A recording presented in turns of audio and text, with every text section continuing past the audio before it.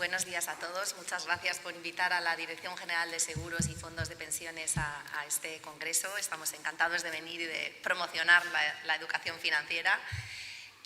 Bueno, vengo en calidad de dos cosas. Vengo en calidad de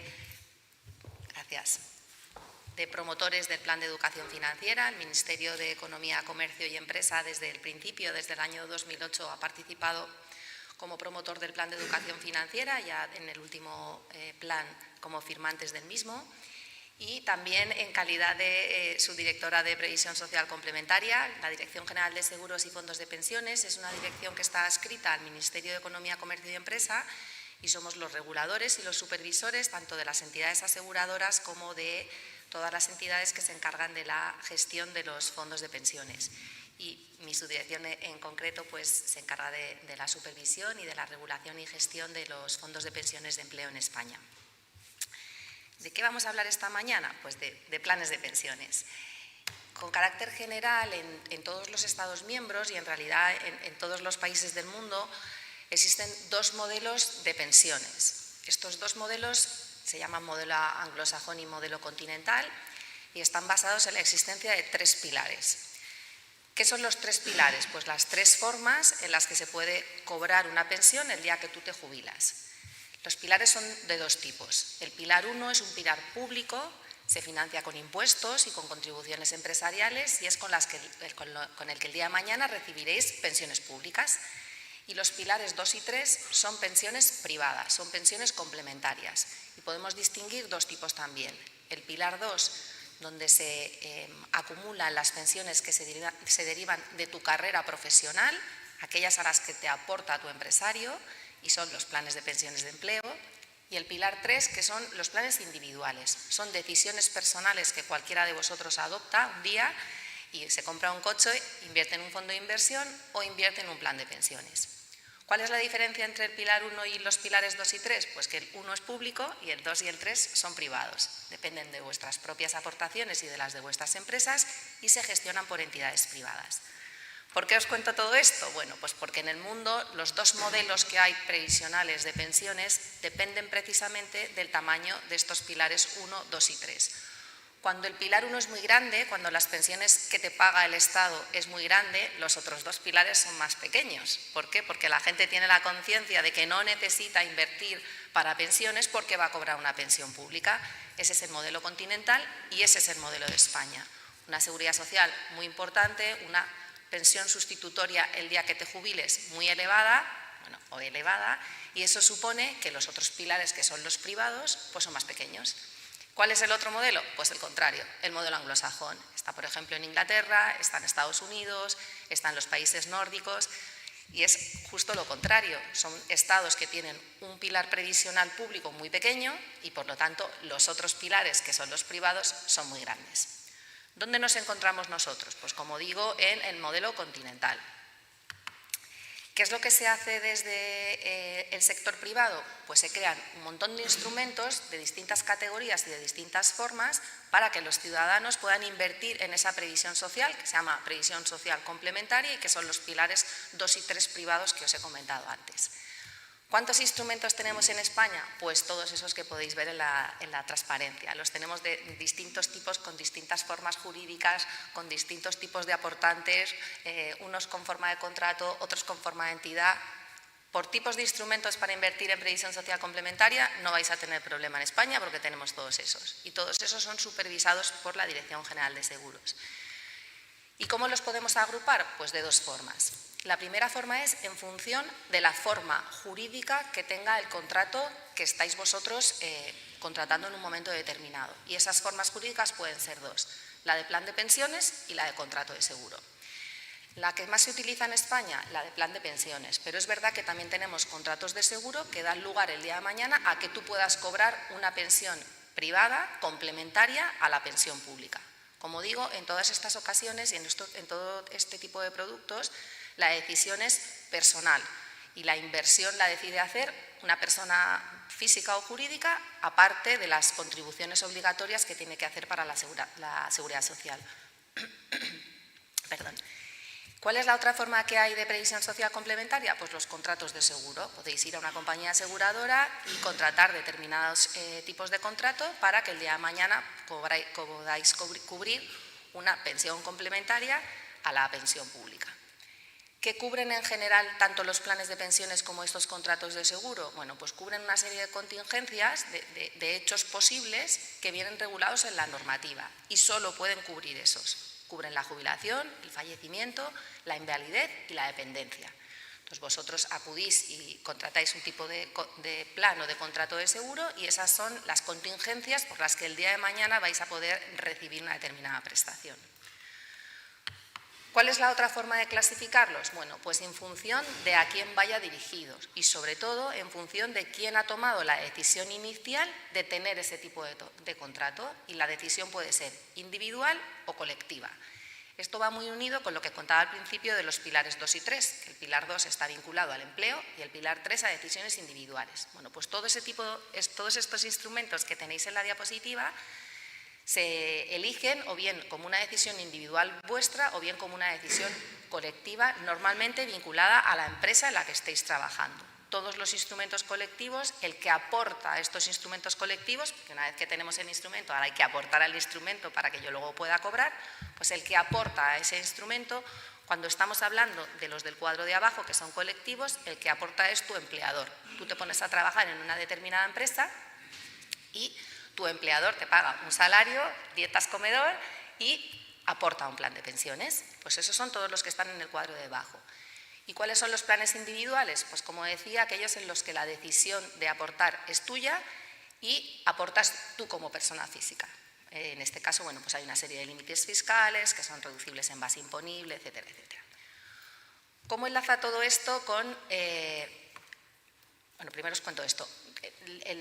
Todo el sistema del que estamos hablando gira siempre en torno a dos figuras, el plan de pensiones y el fondo de pensiones. Esto es muy complicado, pero yo creo que se explica muy fácil teniendo en cuenta que el plan es el contrato que firmáis, lo firmas con tu empleador o lo firmas en un banco, y el fondo de pensiones es el patrimonio sin personalidad jurídica donde va el dinero. Cada vez que tu promotor te aporta o tú decides aportar con carácter individual a un plan, ese dinero va al fondo de pensiones, que no tiene personalidad jurídica, que también lo supervisa la Dirección General de Seguros y Fondos de Pensiones, y su único objeto, lo único que se puede hacer con el dinero que hay en un fondo de pensiones es pagar las prestaciones el día que se produce una contingencia. No sirve para dar préstamos, no sirve para financiar ningún tipo de gasto de nadie, simplemente es para pagar el dinero que vosotros recibiréis el día que os jubiléis, os invalidéis o fallezcáis, lo recibirán vuestros herederos, esperemos que eso no pase, pero bueno, el dinero de los fondos de pensiones siempre se utiliza para estas características. No sé si se ve muy bien, pero bueno, os cuento datos muy rápidos. ¿Cuánto dinero hay en planes de pensiones? Como os decía, es el instrumento más importante de todos los que hay ahora mismo en estas pensiones complementarias y tenemos en torno a 130.000 millones de euros invertidos en planes de pensiones. Esto así suena mucho, aunque 130.000 millones pues no está mal, pero si vamos a los datos individualizados por personas, el importe como derecho consolidado, o sea, la cuantía de dinero que tiene normalmente una persona con carácter medio para hacer frente a las pensiones futuras está en torno a 14.000 euros. 14.000 euros en total. O sea que con 14.000 euros tenéis que constituir, que sería lo suyo, una renta vitalicia que será complementaria a la pensión que tú cobres para tener una pensión similar al último salario. Bueno, pues no hace falta ser actuario para saber que con 14.000 euros para una renta vitalicia mensual no da para una renta muy elevada. Entonces, ¿cuál es la intención o el deseo desde el Plan de Educación Financiera y desde el propio Ministerio? Pues incrementar estas aportaciones que se hacen a estos planes privados para que el día de mañana os complementen las pensiones públicas. Aportaciones durante el último ejercicio se han hecho en torno a 1.400 millones y personas que tienen planes de pensiones en España ahora mismo, unos 10 millones. Esta cifra, que es la que sale siempre, pone cuentas de partícipes, y he dicho personas, no son personas, son cuentas de personas que tienen un plan de pensiones. Entonces, ¿qué te puede pasar? Que tú tengas tu plan de pensiones con tu empresa y tu plan de pensiones que has decidido tú con carácter individual. Serían ya 2 cuentas de partícipes por una sola persona. Luego, no hay 10 millones de habitantes en España que tengan plan de pensiones. Según la agencia tributaria, está en torno a 3 millones de personas los que hacen aportaciones efectivas a planes de pensiones en el año, ¿vale? Luego, 10 millones de cuentas en total, pero aportaciones reales en torno a 3 millones de personas.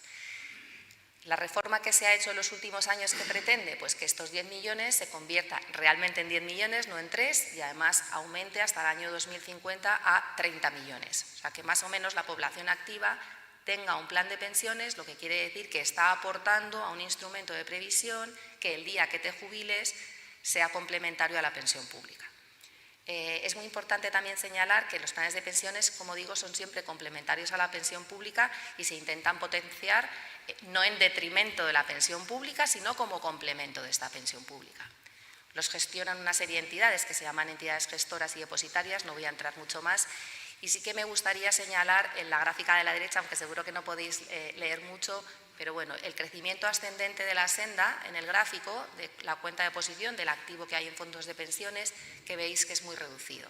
O sea, realmente en los últimos años, aunque se han hecho muchos esfuerzos en potenciar esta previsión social complementaria, pues todavía no hemos conseguido que la gente continúe aportando. ¿Por qué sucede esto? Voy a la diapositiva primera de todas, porque estamos en un modelo continental. Todo el mundo presupone que va a haber una pensión de la Seguridad Social suficiente el día que te jubiles y que no tienes que ahorrar para previsión social complementaria. ¿Y cuál es el otro problema que tenemos? Bueno, pues que tampoco hay mucho ahorro disponible para poder destinarlo a previsión social complementaria. Y cuando llega la hora de las negociaciones, sobre todo a nivel empresarial, los trabajadores, cuando negocian con los empresarios, prefieren salario corriente, que es hoy recibir mi salario, que salario diferido, que es al final lo que es un plan de pensiones, porque se considera salario. Es salario, pero que tú cobras hoy, lo metes en el fondo de pensiones y cobrarás el día que te jubiles. ¿Por qué? Porque una característica fundamental de los planes de pensiones es que no los puedes cobrar ni puedes sacar el dinero del plan de pensiones hasta que se produzca alguna de las contingencias. Aunque vengan mal dadas, como me decían el otro día en una conferencia, no puede rescatar el dinero del plan de pensiones. Con lo cual, claro, la gente no lo quiere integrar hoy porque no lo va a poder rescatar hasta dentro de, veo aquí gente muy joven, dentro de 40 años que os jubiléis, ¿vale? Entonces, bueno, ante esta perspectiva, bueno, aquí lo que quería señalaros, pero os lo digo muy rápido, es una característica también fundamental que tienen los fondos de pensiones en España y es que son muy pequeños. No sé si se ve bien, pero bueno, solamente el 0,09%, tanto de los planes como de los fondos, tienen más de 5.000 millones. Esto es lo de siempre, 5.000 millones parece mucho, pero 5.000 millones a nivel financiero es poquísimo de cara al tamaño de un instrumento financiero. ¿Y esto qué quiere decir? Que como es un instrumento financiero muy pequeño, no puede acceder en el mercado a determinados tipos de productos, ¿vale? Por ejemplo, al capital riesgo. Si yo intento comprar un activo que tiene un nominal muy elevado, pues si no tengo un fondo de pensiones suficientemente grande para poder invertir en él, no puedo comprarlo. Y entonces, ¿qué pasa? Que tengo rentabilidades inferiores. Luego, desde la dirección, lo que intentamos es que el número de fondos se reduzca y que aumente su tamaño. Esto no es fácil, yo os confieso que no sé por qué no es fácil, porque como hemos visto hay dos tipos de fondos, unos que dependen de las empresas, pero otros que son de decisiones individuales de las personas.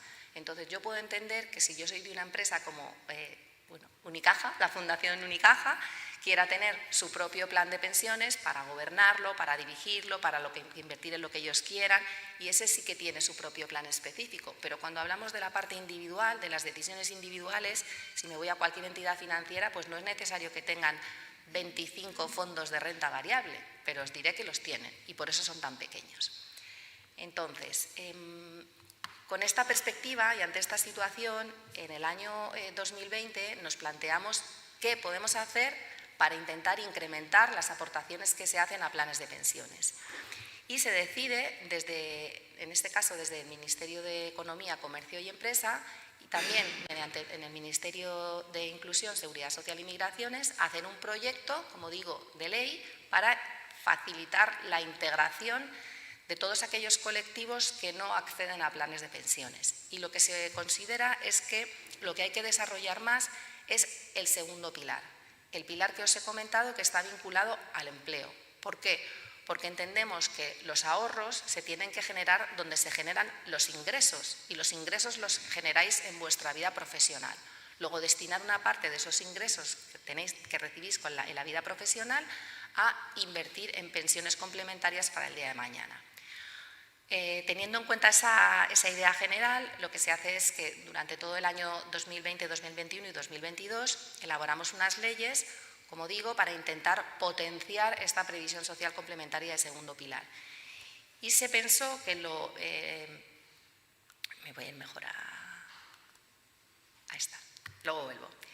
Se pensó que lo más importante era, como digo, integrar a esos colectivos que no acceden a previsión social complementaria. Si tú eres, lo digo así un poco claro, ¿no? Pero que si tú eres de una gran empresa, y sobre todo si eres de una gran empresa financiera o eres de una gran empresa eléctrica, es normal que esas empresas tengan planes de pensiones, ¿vale? Los grandes bancos todos tienen planes de pensiones. Entonces, ¿quién no tiene planes de pensiones? Bueno, pues no tienen planes de pensiones las pymes. Las empresas pequeñitas, que son el 90% del tejido empresarial español, no tienen plan de pensiones. ¿Quién no tiene plan de pensiones? Los autónomos, que es el foro de hoy. ¿Por qué? Porque las decisiones de invertir en un plan de pensiones de un autónomo son individuales, porque no tiene empresario ni tiene empresa. Luego está siempre situado en el tercer pilar. ¿Quién no tiene plan de pensiones? Las administraciones públicas. ¿Y quién tampoco tiene plan de pensiones? Bueno, pues las sociedades o cooperativas laborales. Entonces, toda esta reforma lo que ha pretendido es integrar a estas instituciones que tienen muy difícil el acceso a los planes de pensiones. ¿Cómo se pueden integrar en previsión social complementaria? Pues las pymes, lo que se pensó es que lo mejor es que se haga a través de los convenios sectoriales. Si mi convenio sectorial me obliga a tener plan de pensiones, y lo puedo decir porque es público, como ha pasado con el convenio de la construcción, ahora vamos a ver los datos, los negociadores del convenio de la construcción obligan a todas las empresas constructoras a que tengan plan de pensiones, con lo cual en ese momento crean un plan de pensiones para todas las empresas de la construcción y más de 800.000 personas, que ya ha pasado, y de 90.000 empresas, que también ha pasado, están obligadas a tener previsión social complementaria. Estos primeros pasos son muy importantes. ¿Por qué? Porque aquí voy a hacer referencia a la economía conductual. El primer paso es difícil, pero una vez que todas las pymes que están en el plan de la construcción ya están en el plan de la construcción, aportar es mucho más fácil. Si encima pones porcentajes de aportación con crecimientos anuales, eso por economía conductual está comprobado que es mucho más fácil incrementar lo que voy aportando. Que si te acostumbras a que tienes plan de pensiones y te acostumbras a que todos los meses te descuentan una parte que va para tus futuras pensiones y te acostumbras a que todos los años esa parte te la incrementan en un porcentaje determinado, pues como estoy diciendo todo el rato, te acostumbras y se eleva muchísimo la aportación que se hace a los planes de pensiones. ¿Cuál era el segundo colectivo que veíamos que no tiene acceso a planes de pensiones? Los autónomos. ¿Por qué? Porque, como decía, no tienen empleador. Entonces, no puedes enmarcarlos dentro de la previsión social de segundo pilar. Y en las negociaciones se dijo, ¿y por qué no los podemos enmarcar? Pues justo lo que vamos a hacer es crear un nuevo plan de pensiones que vamos a decir que es un plan de pensiones de empleo que está en el segundo pilar, pero que se puedan integrar los autónomos voluntariamente sin tener empleador. Ahora lo vamos a ver más despacio. ¿Y cuál es la ventaja que tiene? Que los planes de pensiones de empleo tienen comisiones mucho más bajas, luego son mucho más baratos y mucho más rentables. Y la segunda ventaja que tienen es que están integrados, como digo, dentro del propio ciclo del trabajo, ¿no? Están enmarcados dentro de lo que sería el segundo pilar. Y tercera ventaja que me olvido, y es quizá la más importante, que el límite que tienen de aportación es mucho más alto. Las aportaciones que haya planes individuales son de 1.500 euros anuales y las aportaciones que haya planes de empleo son de 8.500 euros anuales más los 1.500. Luego, si eres un autónomo, antes de esta reforma solo podías aportar 1.500 euros al año y ahora puedes aportar 1.500 más 4.250, que ahora os diré por qué. Vuelvo para atrás. Como digo, Se piensa esta reforma y se enmarca esta reforma en el famoso Plan de Recuperación, Transformación y Resiliencia de la Unión Europea. Se aprobó por parte de la Unión Europea y se otorgaron fondos para poder llevar a cabo la reforma. Ha sido una reforma que, como curiosidad os cuento, que ha salido en plazo un poco debido a las circunstancias de la vida, porque las normas tardan muchísimo en aprobarse, las leyes y los reglamentos, pero esta ley tenía plazo. Habría que aprobarla antes del 30 de junio, porque si no, perdíamos los fondos de la Unión Europea. Así que la aprobamos el 30 de junio, justo en plazo para que diera tiempo. Y luego la norma requería un desarrollo reglamentario. ¿Y qué es lo que pasó con el desarrollo reglamentario? Que también es muy lento, la administración es muy lenta produciendo leyes. Pues que cuando la teníamos ya a medias, se convocaron las elecciones generales, las últimas, con lo cual se disolvieron las Cortes y nos dieron 3 semanas para tener la norma aprobada, para poder ir a las últimas Cortes, para poder sacarla adelante. Claro, ante la perspectiva de si no sale dentro de 3 semanas, no va a salir o hasta dentro de 3 años o nunca más, nos pusimos todos a trabajar y la ley fue el último día antes de que se disolvieran las Cortes, antes de las elecciones. Luego fue una reforma muy rápida y gracias a eso yo creo que salió todo adelante. Esta reforma gira en torno a 2 elementos. Como os contaba al principio, todo lo que es el sistema de pensiones gira en torno a 2 elementos. El plan, que es el contrato, y el fondo de pensiones, que es donde va el dinero. Y pensamos, bueno, pues vamos a hacerla con los 2 elementos y vamos a poner 2 elementos nuevos.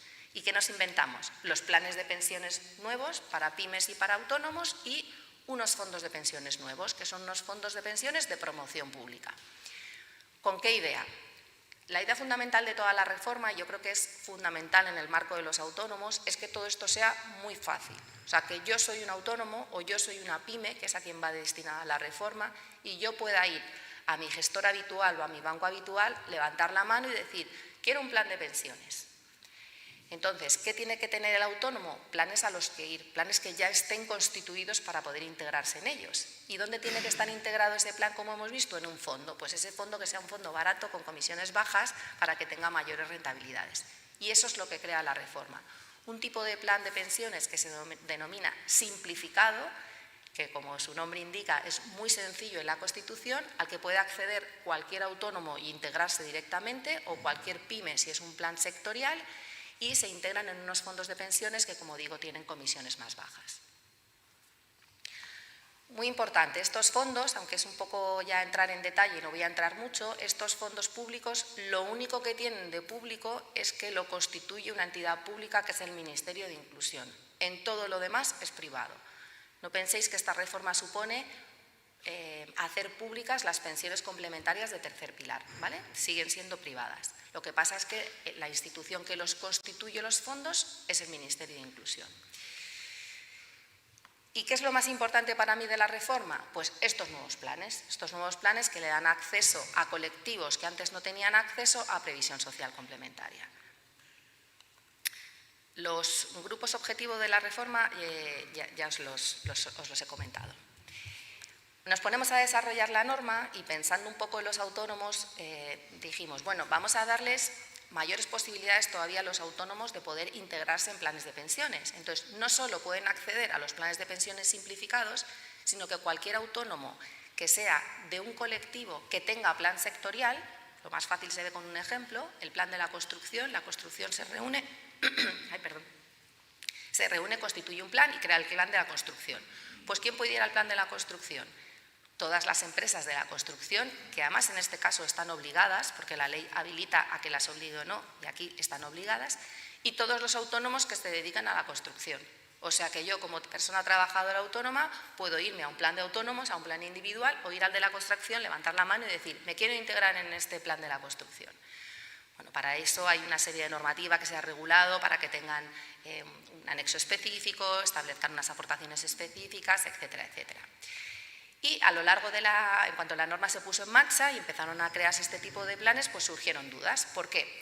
Porque lo que se estableció específicamente en la norma es que este trabajador autónomo, cuando se integra en un plan de pensiones de autónomos, no tiene que estar, o sea, este plan de autónomos lo hace una asociación, por ejemplo, no tiene que ser asociado. ¿Vale? Para evitarle que tenga que pagar la cuota de asociados del colegio, pues no tenga que ser asociado. Y nos preguntaron, ¿y tiene que ser colegiado? A lo que se contestó, eso no está en la norma. Entonces, el propio plan es soberano de decidir si, cuando el colegio hace un plan para sus autónomos, exige o no que la persona sea asociada. Luego, los autónomos se pueden integrar en los planes de las asociaciones sin necesidad de asociarse, pero en cambio se pueden integrar en los planes de los colegios teniendo que estar colegiados en función de lo que diga la normativa.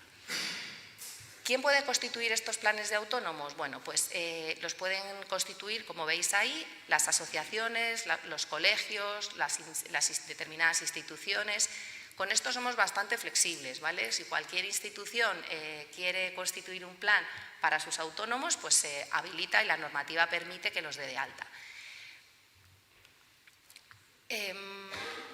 Como decía, lo que se ha recogido también en la normativa, lo tenéis en el último apartado, es que en estos planes sectoriales las personas trabajadoras autónomas puedan adherirse al plan sectorial con carácter voluntario. Una vez que se aprueba la ley, hay que establecer luego un desarrollo reglamentario, que es el que os comentaba que se hizo antes de la disolución de las Cortes, para definir exactamente quiénes son los promotores y los partícipes de cada uno de los planes. ¿Por qué? Porque dependiendo de la modalidad de plan, aportan unos o aportan otros y la integración del partícipe se puede hacer en unos u otros. En el caso de los planes de autónomos que nos ocupa hoy de forma específica, ¿quién es el promotor? Bueno, pues el promotor, como os decía, es cualquier asociación, federación, confederación o unión de asociaciones de trabajadores por cuenta propia autónoma que esté debidamente constituida. Ese es el promotor y es un promotor que tiene una característica muy especial. Y es que os recuerdo que estamos hablando de segundo pilar, donde el promotor es el empleador y el partícipe es el trabajador. ¿Y eso qué quiere decir? Que el promotor es el que aporta, el que coge de tu salario y te lo pone en el plan de pensiones. ¿Qué hacemos con estos planes? Que no hay, que hay promotores pero que no son tus empleadores. Bueno, pues la norma permite que en estos planes el promotor no tenga que aportar. Porque realmente lo que hace la asociación, la federación o el sindicato es facilitaros entrar en un plan de pensiones, pero luego ellos no tienen la obligación de aportar puesto que no son vuestros empleadores. Y aquí surgía la duda, bueno, ¿pero estas asociaciones pueden tener sus propios planes de pensiones para sus trabajadores? Sí, pero no son estos, son planes específicos de empleo normales para sus propios trabajadores. ¿Y quiénes pueden ser los partícipes de estos planes? Bueno, pues son los propios autónomos, sin ninguna diferenciación. Como ya hemos visto antes, no hay que ser asociado, no tienes que tener una característica específica. Tú como autónomo te diriges a la entidad correspondiente y te das de alta en estos planes. ¿Qué problema estamos encontrando ahora mismo con estos planes para autónomos? Y es su comercialización. Al final los planes hay que venderlos y los tiene que vender una entidad que tenga capacidad para vender estos planes y, como somos sector financiero regulado, que esté autorizada para vender estos planes. Y la verdad es que cuando hicimos el desarrollo de la norma no lo tuvimos en cuenta. Luego, los planes de pensiones de empleo no se pueden ahora mismo comercializar. Un plan individual, tú vas a un banco, una entidad gestora, a donde sea, y te lo venden, ¿no? Entre los productos financieros te lo ofertan y te lo venden. Pero los planes de empleo no. ¿Por qué? Porque los planes de empleo antiguos eran de las empresas. Yo trabajo en la Fundación Unicaja y nadie me tiene que vender nada. Solo por trabajar en la fundación soy partícipe del plan de pensiones. Pero ¿qué pasa con estos planes? Estos planes te los tienen que vender, permitirme que lo diga así de franco. Entonces, lo que estamos promoviendo es una modificación normativa que lo habilite.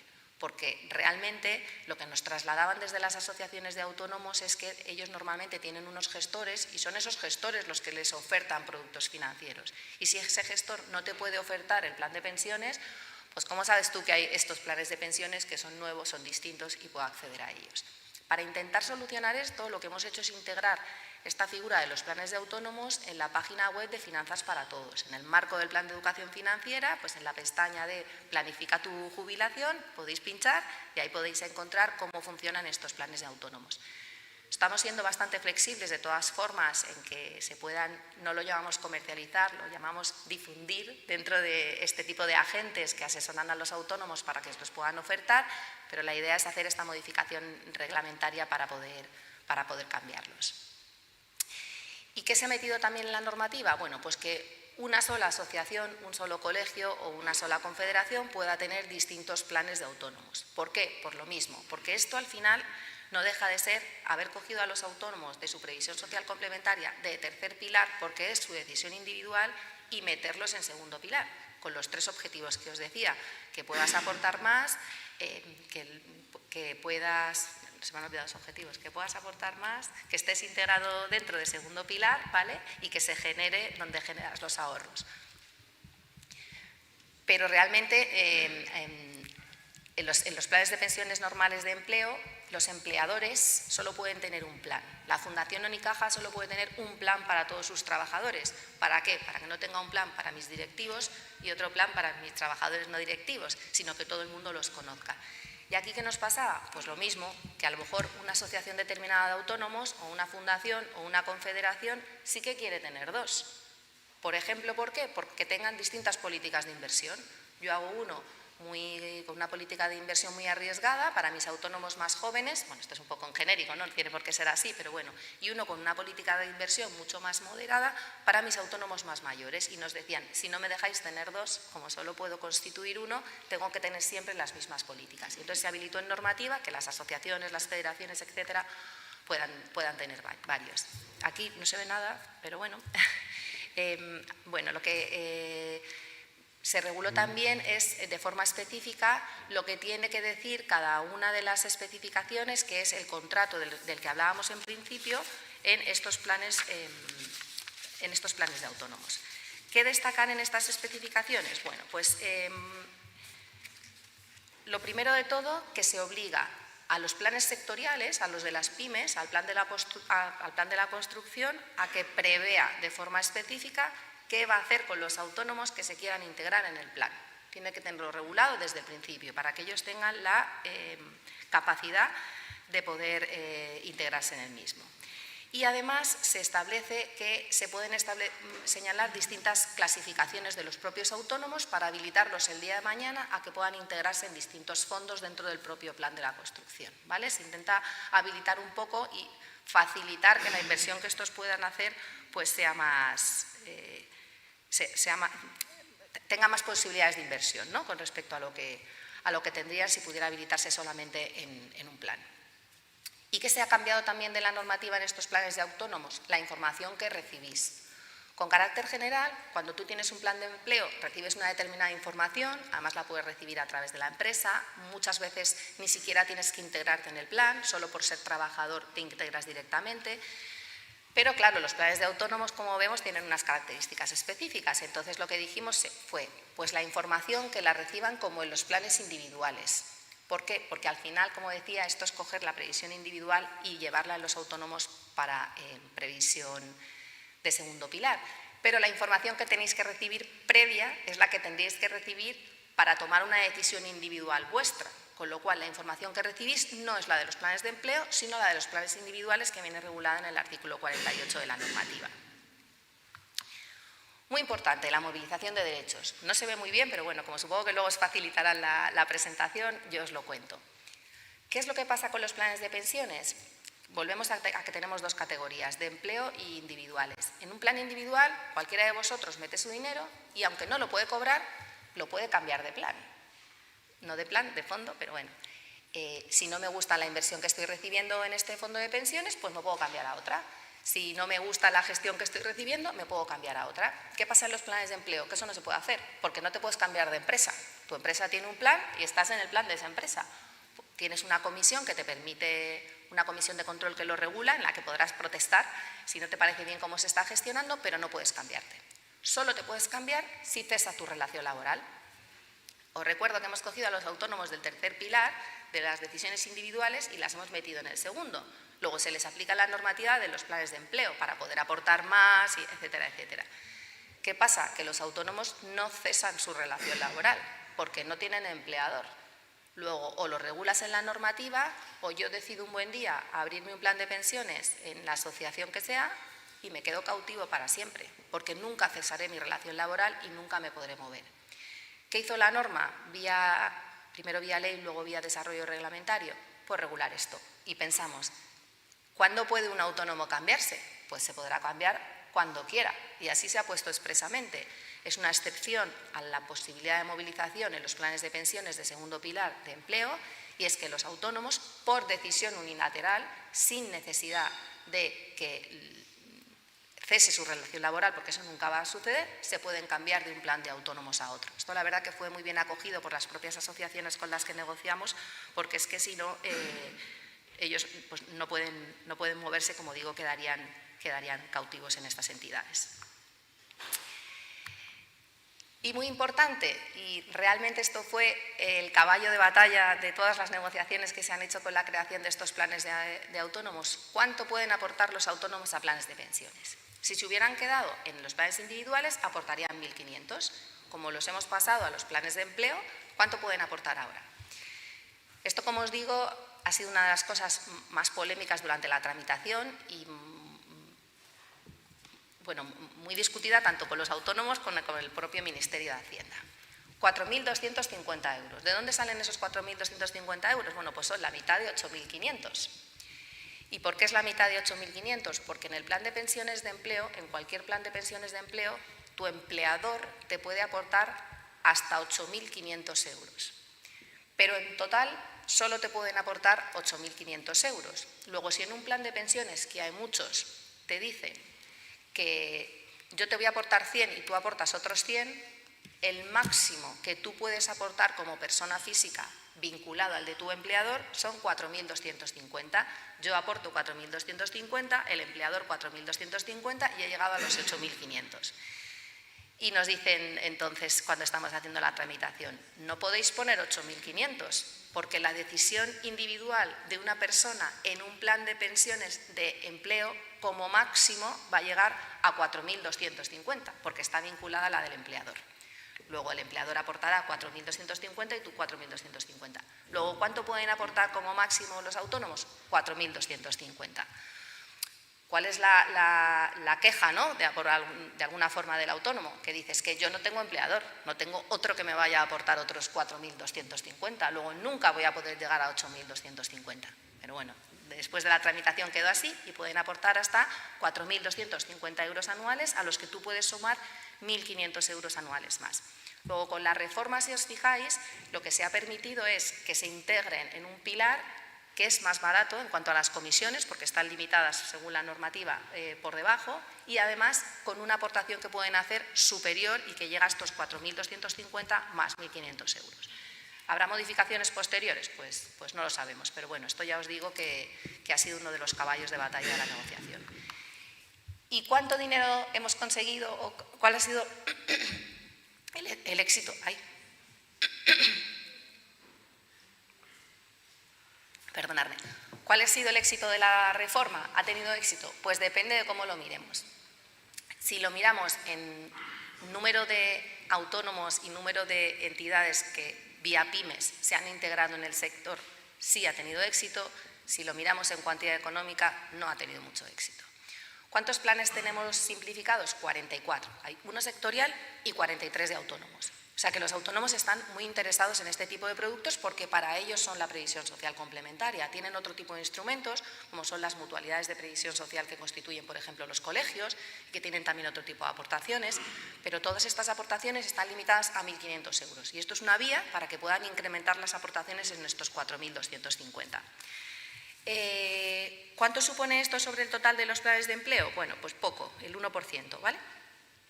Y sobre todo, lo que os decía, en cuantía, ¿cuánto dinero hay integrado? Pues muy poco, llega en torno a 2.000 millones. Entonces, bueno, todavía tenemos muy poco en cantidad económica, pero sin embargo, si nos vamos a las cifras de las personas integradas y de las empresas integradas, es muy elevado.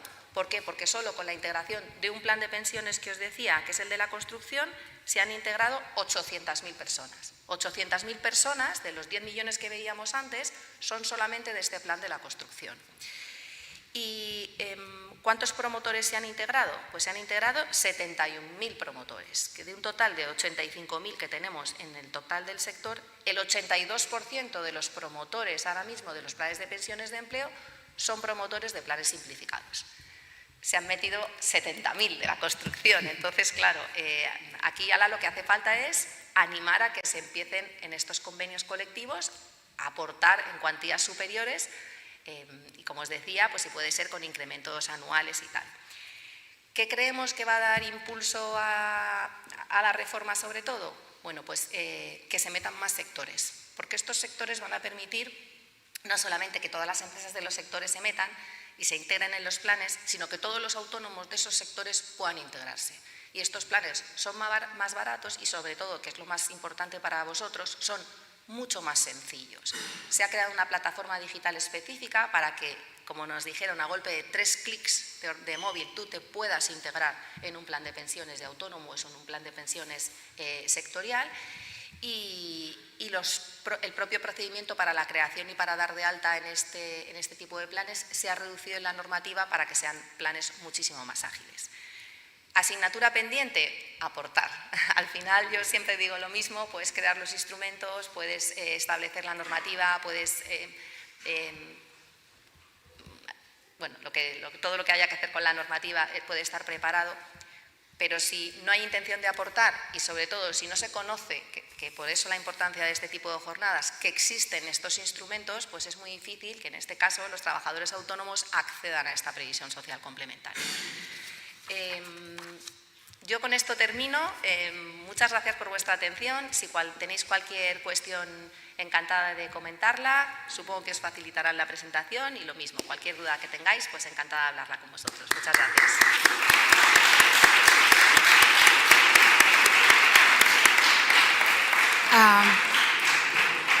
Muchas gracias, Fran. Yo sí te voy a lanzar alguna pregunta mientras lo del público se piensa si necesiten alguna. Yo me pregunto si la tendencia del sistema, si te pongo en un compromiso me lo dices, ¿vale? La tendencia del sistema público, es decir, del primer pilar o del sistema en general, se haga más anglicano, es decir, que tendamos más a que la pensión pública sea cada vez más pequeña y que dependamos más de los pilares 2 y 3, es decir, del ahorro privado. ¿Crees que es la tendencia del sistema?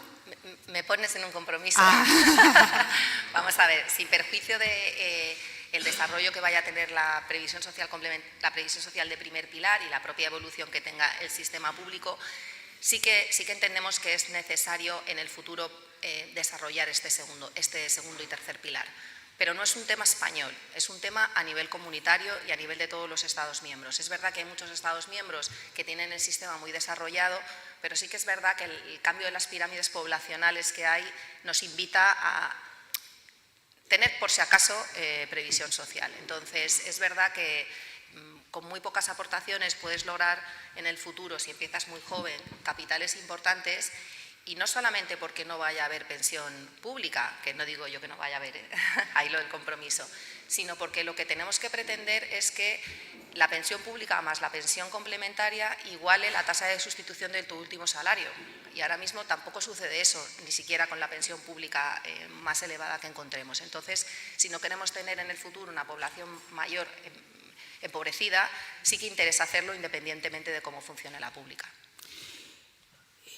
Si no preguntáis, yo sigo. Y las expectativas, ¿se tienen buenas expectativas de aumentar las aportaciones por parte de los autónomos a este plan de empresa, llamémoslo plan de empresa?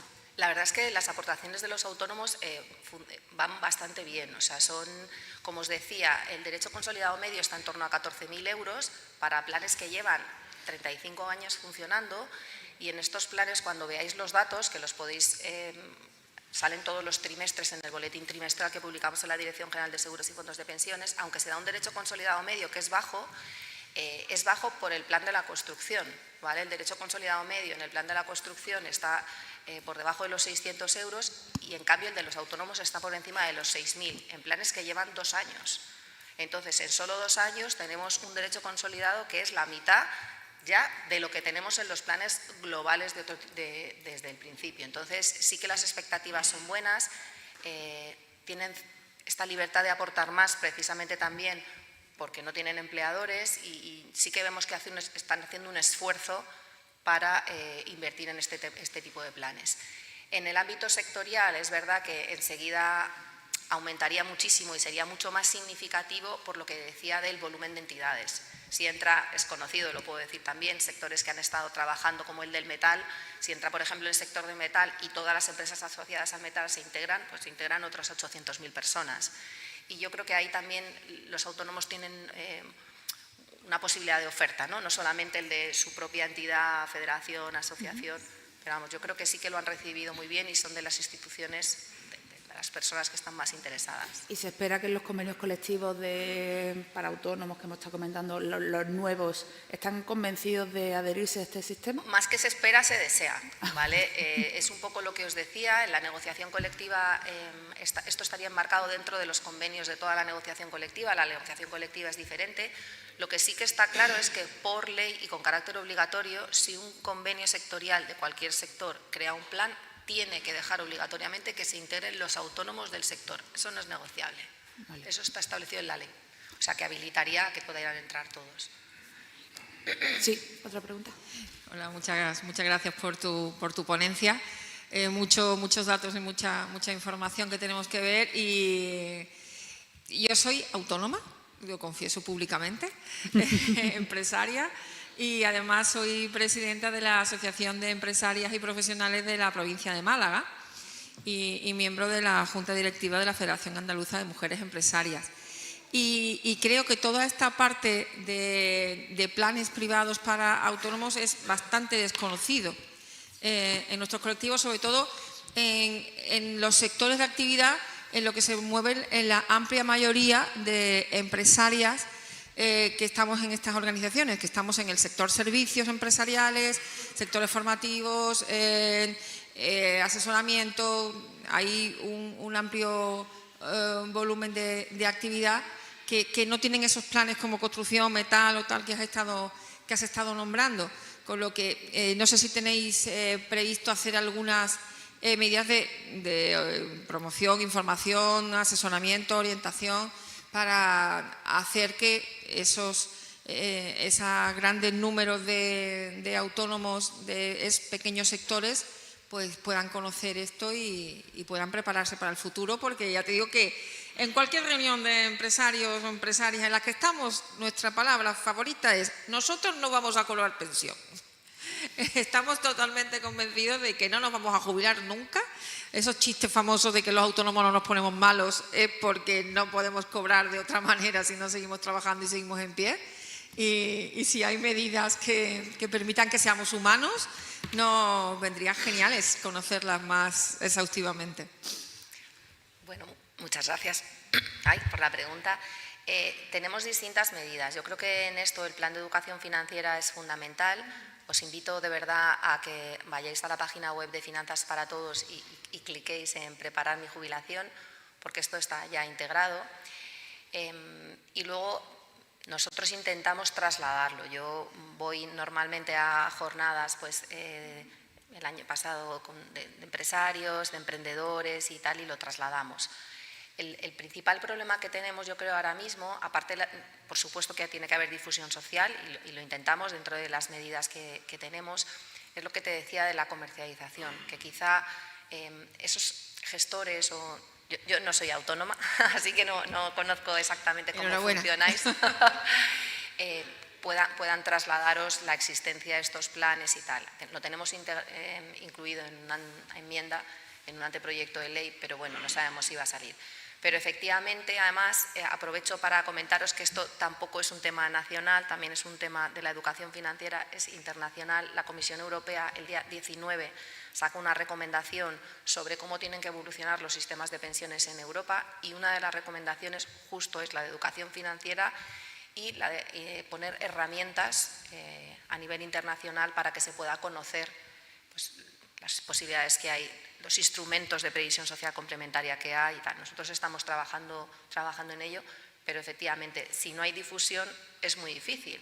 Y luego yo también invito a las propias asociaciones a que den difusión de qué constituyen estos planes, porque son ellas las que son las promotoras de estos planes de autónomos.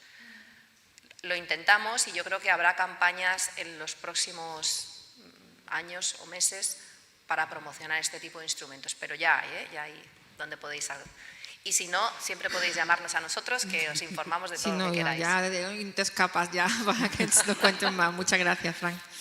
Pues muchísimas gracias, Fran.